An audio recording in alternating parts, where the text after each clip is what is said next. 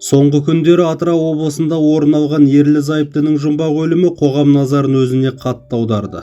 Алғашында бұл оқиға қарапайым тұрмыстық жағдай ретінде қабылданғанымен, уақыт өткен сайын іс төңірегінде күмәнді жайттар көбейе бастады. Әлеуметтік желілерде және кейбір ақпараттық парақшаларда марқұмдардың күйеу баласынан бөлек енді қызы да күдікті ретінде қаралып жатыр деген хабар тарады. Бұл ақпарат көпшілікті елең еткізді, себебі әңгіме бөтен адам туралы емес, бір үйдің ішіндегі бір қаннан тараған жандар жайлы болып отыр.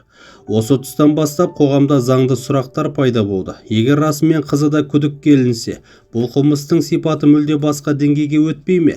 Бұл алдын ала жоспарланған іс пе, әлде отбасылық жанжалдың соңы қайғылы жағдайға ұласқан ба?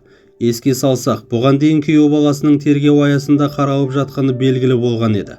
Бұл ақпарат ресми дереккөздерге сүйеніп жарияланған. Алайда уақыт өте келе оқиғаға қатысты адамдар саны көбейіп, тергеудің бағыты да кеңейе түскендей әсер қалдырды. Қыздың аты атала бастауы қоғамдағы күдікті ойларды одан әрі күшейтті. Көпшілікті алаңдатқан да осы. Егер ол тек куә болса, неге аты аталды?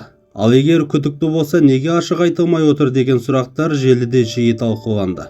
Мұндай ауыр істерде тергеу органдары әрбір ұсақ түйекке дейін тексереді. Әсіресе отбасы мүшелері болса, олардан жауап алынуы, іс материалдарында аталуы қалыпты тәжірибе. Бірақ дәл осы сәтте шекара өте жіңішке. Бір адамды тексеру мен оны күдікті деп танудың арасы жер мен көктей.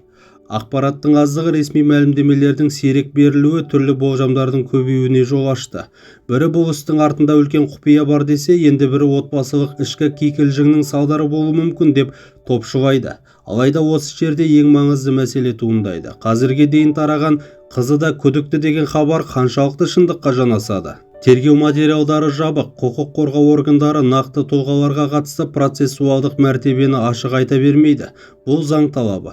Сондықтан көп жағдайда қоғам тек жанама ақпаратпен шектеледі.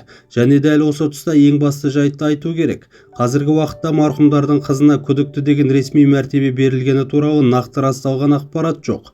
Бұл жөнінде құқық қорғау органдары ашық мәлімдеме жасаған емес. Яғни видео басынан бері айтылып келген қызы да күдікті деген сөздер ресми түрде дәлелденбеген. Әзірге тек қауесет деңгейіндегі ақпарат. Ол адамның куә ретінде жауап беруі немесе тергеу аясында тексерілуі мүмкін, бірақ бұл оны күдікті етеді дегенді білдірмейді. Қорытындылай айтқанда, бұл іс әлі тергеліп жатыр.